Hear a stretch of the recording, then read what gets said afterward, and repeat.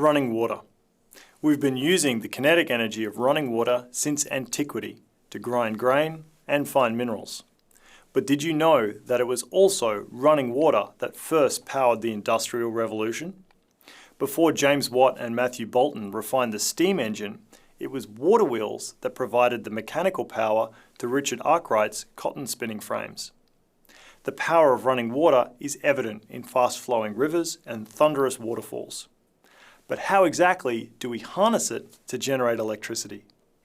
The energy contained in the world's bodies of water can be harnessed in many different ways, with new and ever-developing technologies appearing all over the world. But one of the oldest and most productive means of harnessing energy from water is hydropower. So, let's take a look at how this incredible means of electricity generation is actually working, all of its different major forms, and how much power it can generate. Hydropower is classified as a renewable form of energy generation, forming roughly 70% of the world's renewable energy generation capacity. Hydropower is considered a renewable form of generation because it uses the natural water cycle of evaporation and rain. The energy is sourced from flowing water, but ultimately the water cycle is powered by the sun. The general configuration of hydropower stations includes two bodies or reservoirs of water, one higher and one lower. Water in the upper reservoir has lots of potential energy. This is converted to kinetic energy by allowing it to flow through to the lower reservoir through a turbine in a controlled way. The turbine turns the kinetic energy into mechanical energy, which then becomes electrical energy as the turbine spins a generator. The main design points are the height differences between the upper and lower reservoirs, as well as the amount of water flowing between the two. This height difference is gained either by using existing reservoirs, such as mountainous rivers and catchments, and creating a point at which the water can flow down through a turbine, or the height difference can be created by constructing a dam in an existing river or lake, causing the water level to build up before allowing it to flow down through the turbine. Sometimes rivers are flowing strongly enough that a different form of hydropower can be implemented. This is known as run-of-river hydro. Here, the natural flow is strong enough to power the hydro turbines without the need to build a height difference. Because these do not create large reservoirs by damming existing rivers, they generate less power than hydroelectric dams, but have less environmental impact than dams because the natural flow of the river is only partially impeded. Pumped hydro storage differs from traditional hydropower stations in that it generally uses two contained reservoirs.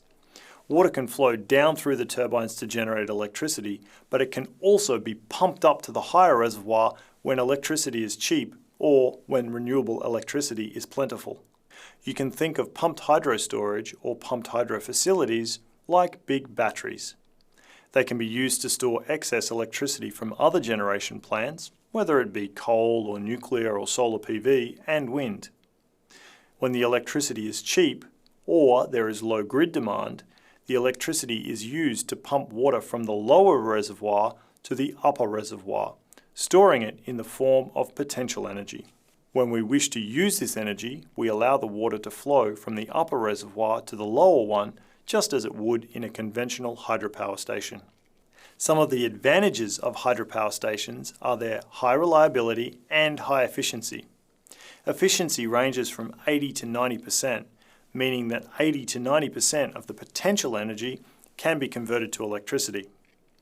Pumped hydro generally operates at around 70 to 75% efficiency, meaning that around 75% of the electrical energy used to pump the water to the upper reservoir is regained when this water is used to generate electricity.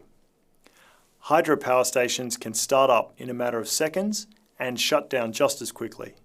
And for the most part, hydropower is a low emissions technology, particularly during generation. And lastly, there are lots of side benefits, such as flood control and water storage. It can also exist at many scales. At one end, there are enormous constructions, such as the Three Gorges Dam on China's Yangtze River.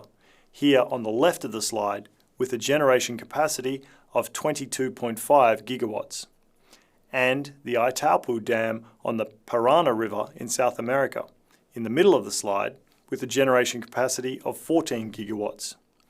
And at the other end, we have micro or even pico hydro generators, like the one on the right of the slide, operating in creeks and streams and backyard dams, with power outputs that are generally under 5 kilowatts. Hydropower is also very useful because it's dispatchable. Dispatchable in this case means the amount of electricity actually generated can be intentionally varied by the plant's operators. That is, we can generate power when we need it. Some of the disadvantages include the obvious, like the fact that hydropower relies on rainfall to replenish the water levels. If there's no rain, there's no power. And the decommissioning process is complex and costly. But there are perhaps less obvious impacts, like the potential need to displace existing communities and disturb ecosystems. Decaying vegetation in the initial construction period actually generates large amounts of greenhouse gases, such as methane. Silt also builds up on the dam against the dam walls, requiring regular maintenance to keep the dams at capacity and generation efficiency high. In fact, some experts argue that hydropower doesn't deserve its green image once we take into account the greenhouse gas production during construction, the silt buildup, damaged ecosystems, and displaced communities. And just like many other forms of large-scale electricity generation, hydropower is not without danger. The immense power of water pressure is not to be underestimated, and plants must be built and managed carefully. Hydropower has many valuable uses for both generation and storage, and when done correctly, can have low environmental and social impact. Like any other powerful electricity generation technology, it must be respected. But if done correctly, it's an amazing source of low-carbon electricity. So next time you are appreciating a nearby river or dam for how it looks, maybe think about the massive amounts of power its cousins are generating for us.